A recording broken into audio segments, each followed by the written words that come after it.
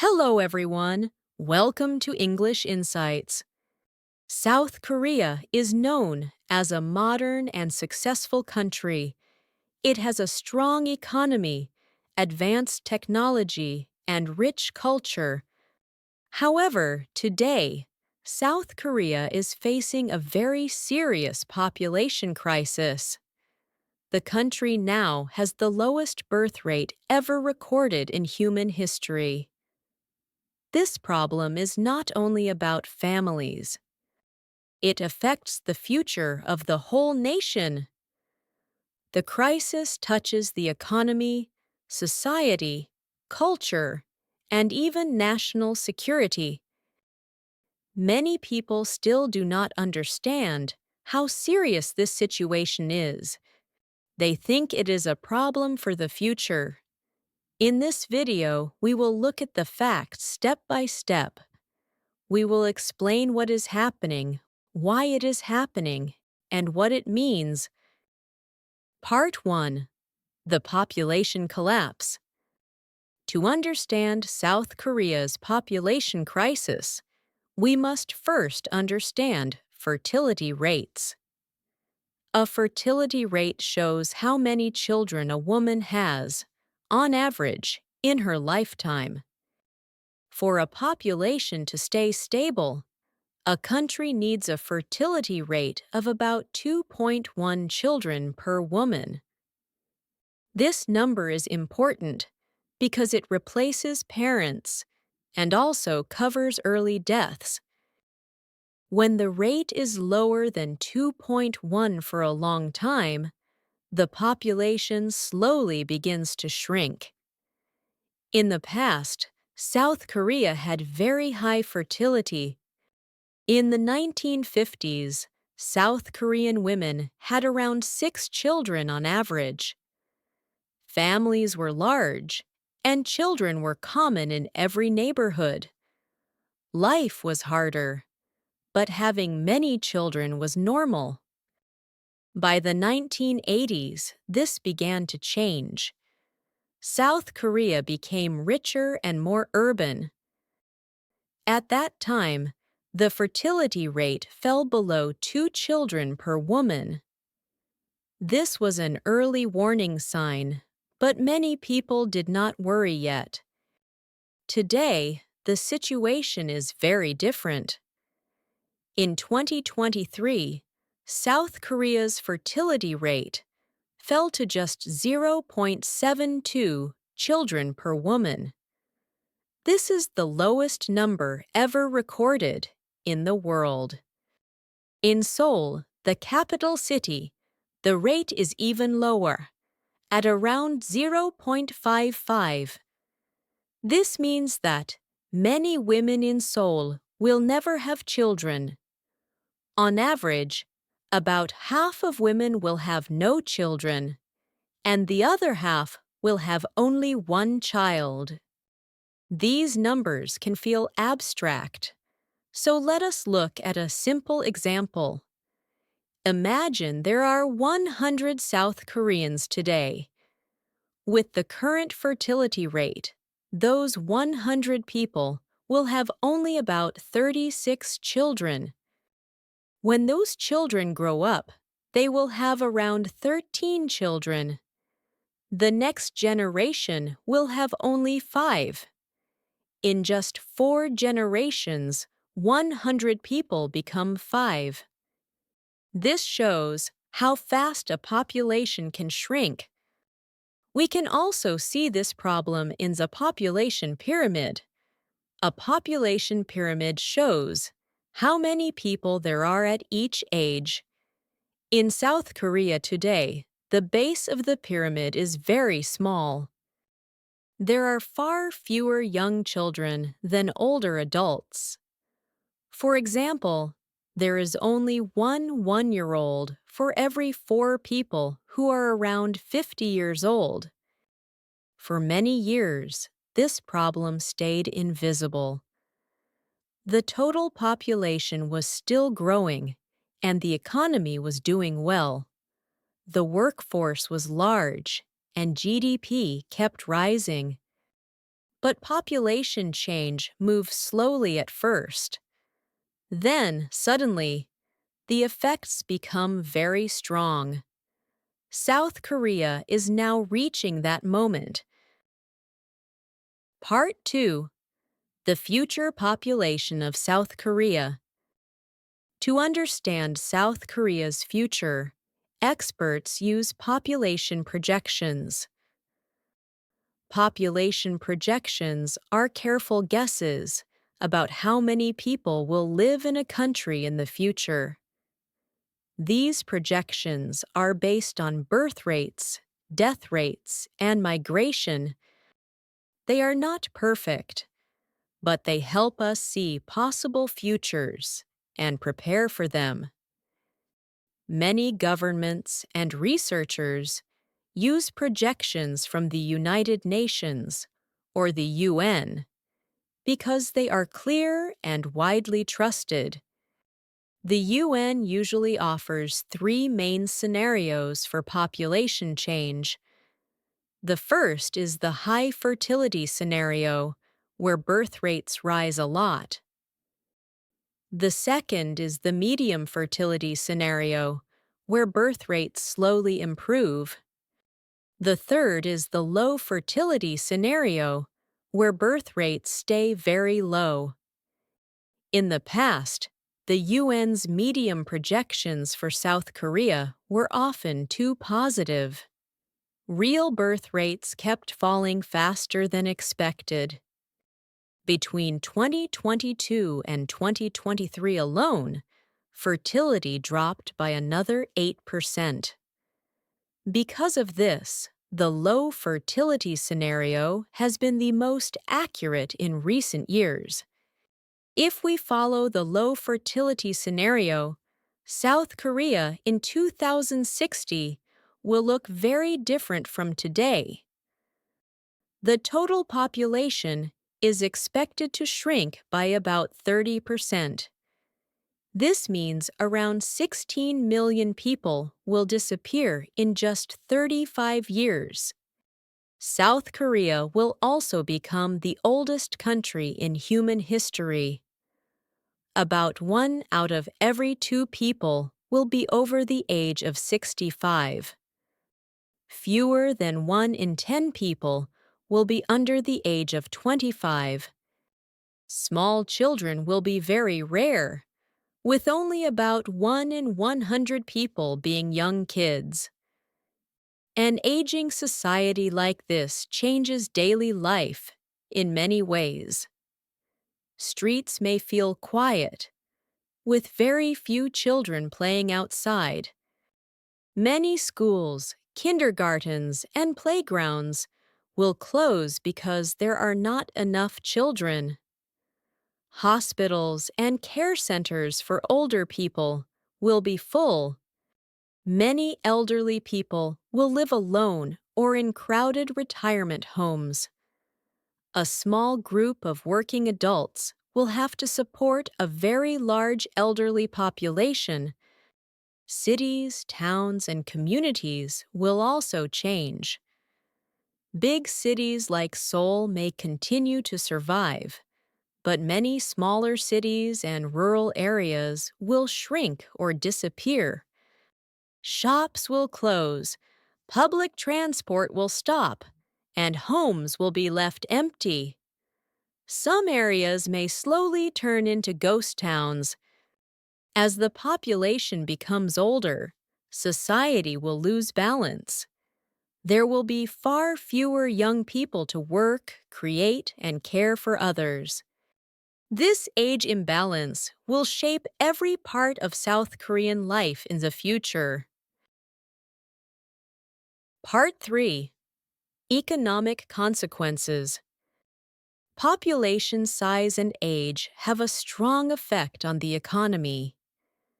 In simple terms, a country needs many working people to produce goods and services. Workers build things, run businesses, and pay taxes. At the same time, the economy also needs many consumers who buy products and services. When the number of working people falls, the whole economic system comes under pressure. This is the situation South Korea is starting to face. One of the biggest problems is the shrinking workforce. Today, South Korea has about 37 million people of working age. These workers help create a large economy with a GDP of around 1.7 trillion US dollars. But by 2060, the working age population is expected to fall to around 17 million. This means there will be far fewer people to do the same amount of work. Even if people work harder or longer, the total number of workers will be much smaller. Pensions are another major concern. A pension is money that retired people receive every month after they stop working. This money usually comes from taxes paid by current workers. In the past, this system worked well because there were many workers and fewer retirees. Today, South Korea has one of the largest pension funds in the world. However, experts believe this fund will stop growing in the 2040s and may be empty by the 2050s. After that, pensions will depend directly on money from workers. This leads to the worker-to-retiree problem. For a pension system to work, a society usually needs 2 to 3 workers for each retired person. In South Korea's future, there may be less than 1 worker for every senior citizen. Even if everyone over 15 years old works, there will still not be enough workers to support all retirees. Because of this, many older people may fall into poverty. Some may be forced to work, even at an old age, but jobs may be hard to find. Economic growth will also slow down. GDP growth depends on the number of workers and their productivity. Technology can help workers produce more, but it cannot fully replace missing people.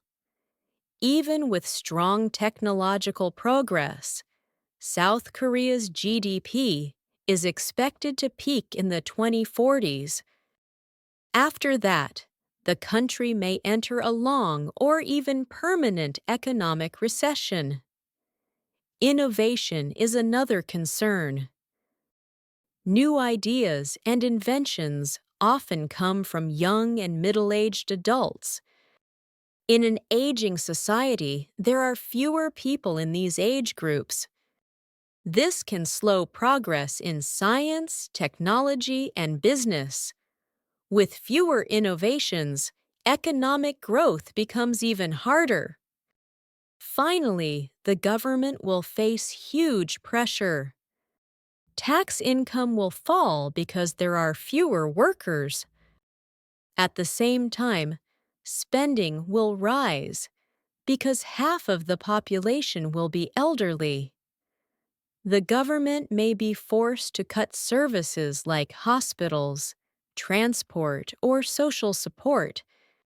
This economic pressure will affect every part of South Korean life.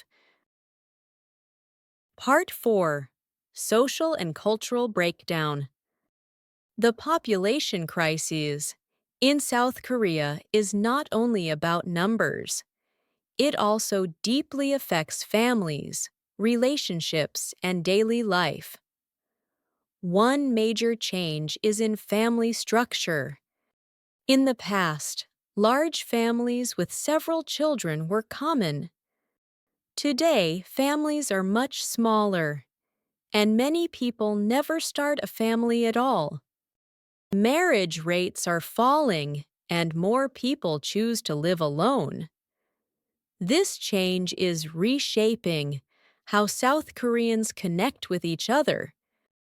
Today, about 20% of South Koreans live alone. This number is already very high.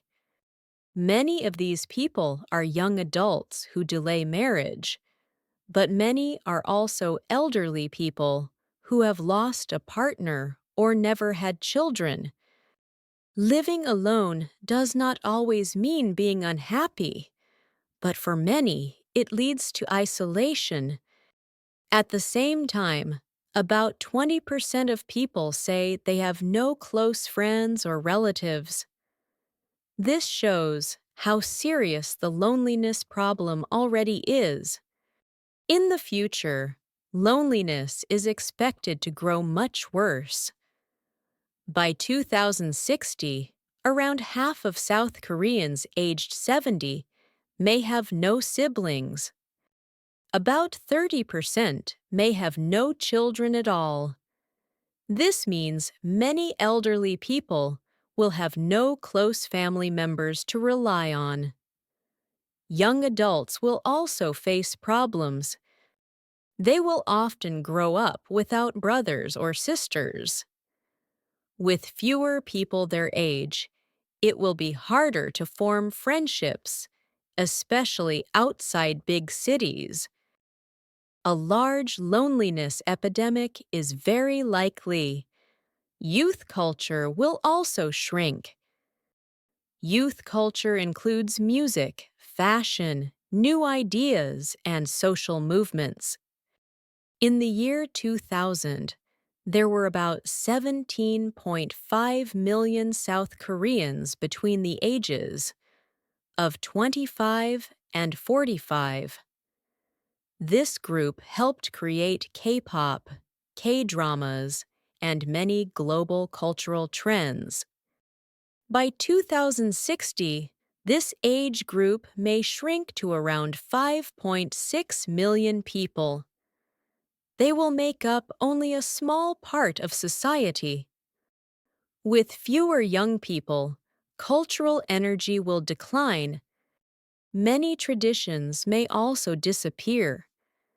Traditions are usually passed from older people to younger ones. When there are not enough young people, this transfer becomes difficult. Some traditional arts, crafts, and customs are already struggling to survive. As the population ages, more traditions may slowly fade away. Education will change as well. Schools, kindergartens, and even universities will close because there are not enough students. Empty classrooms and abandoned campuses may become common. Teachers will lose jobs, and local communities will weaken. Finally, many young people may choose to leave South Korea. They may move to big cities like Seoul or even to other countries. Rural areas will shrink, small towns will disappear, and large parts of the country may slowly become empty. This social and cultural breakdown will deeply change South Korea's identity. Part 5. National Security and No Easy Way Back. South Korea's population crisis also affects national security. South Korea is still technically at war with North Korea. Because of this, the country needs a strong military to protect itself. Today, South Korea relies on a large number of young men to serve in the army. Military strength depends not only on weapons and technology, but also on people. Without enough soldiers, even a modern army becomes weak. At present, all able-bodied young men in South Korea must complete mandatory military service. This service usually lasts about 18 months. Today, Around 5% of men of fighting age are in the military at any one time. This number is already demanding for society. In the future, the situation will become much harder. As the number of young men falls, the army will struggle to keep the same size. By 2060, the number of young men will be much smaller than today. To maintain the current size of the military, South Korea may need about 15% of young men to serve at the same time. This is 3 times higher than today. Such pressure would be very difficult to manage. Young men would spend a large part of their early adult life in the military. This would delay education, careers, and family life even more. As a result, birth rates could fall even further. This shows why the problem cannot be fixed quickly. Population change moves slowly, but its effects last for many decades. Even if South Korea suddenly finds a perfect solution and birth rates rise tomorrow, the country will still face serious problems for a long time. Babies born today will not join the workforce or the army for at least 20 years. Until then, the population will continue to age. This situation is called a demographic bottleneck. A bottleneck is a narrow point that everything must pass through. South Korea is entering a period where there are too many elderly people and too few working-age adults. There is no way to skip this stage. Even in the best possible scenario, the country must pass through decades of imbalance before recovery is possible. Higher birth rates alone will not help in the short term. Even if fertility suddenly rises to 2.1 children per woman and stays there, South Korea in 2060 would still have far more elderly people than workers. The population pyramid will remain upside down for a long time. Because of this, the next decades will be very hard. Economic pressure, military stress, and social problems will continue. Many people will feel afraid and uncertain about the future. They will worry about safety, jobs, and whether the country can remain strong. This sense of uncertainty is one of the most serious effects of the population crisis. Part 6. Why it happened and is there hope? To understand South Korea's population crisis, we must look at its causes. In many countries, as people become richer and more educated, they choose to have fewer children. Better education and health care reduce child deaths, so families no longer feel the need to have many children. Women also have more career opportunities, and many people marry later or not at all. These trends are common in modern societies, but in South Korea they have become very strong. One major reason is work culture. South Korea is known for long working hours and high pressure at work. The official work week is 40 hours, with a legal maximum of 52 hours. However, unpaid overtime is common in many jobs. Some people work late into the night and on weekends. In the past, the government even discussed raising the legal work limit to 69 hours per week. With such long hours, many people feel too tired to think about marriage or children. The cost of living is another big problem. Housing in large cities, especially Seoul, is very expensive. Many young people cannot afford to buy a home. Rent is also high. Education costs are very heavy as well. Families often pay for private lessons so their children can enter top universities. These costs make raising children feel risky and stressful. At the same time, government support for families is relatively low. South Korea spends less on family benefits than many other rich countries. Childcare support, parental leave, and financial help are often not enough. This makes having children feel like a personal burden instead of a shared social responsibility. Cultural expectations also play a strong role. In South Korea, marriage is still seen as necessary before having children. In 2023, only a very small number of babies were born to unmarried women. Inside families, women often carry most of the responsibility for housework and childcare. Many women worry that having children will damage their careers. This pressure makes many choose not to become mothers. Men also face heavy pressure. Many men feel they must be the main breadwinner and have a stable and successful career before starting a family. This expectation creates stress and delays family life.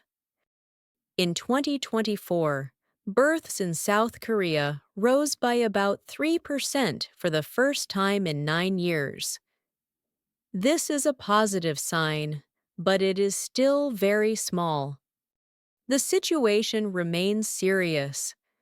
Without deep changes in work culture, housing, gender roles, and family support, the crisis will continue. The future is uncertain, but with honest action and courage, recovery may still be possible.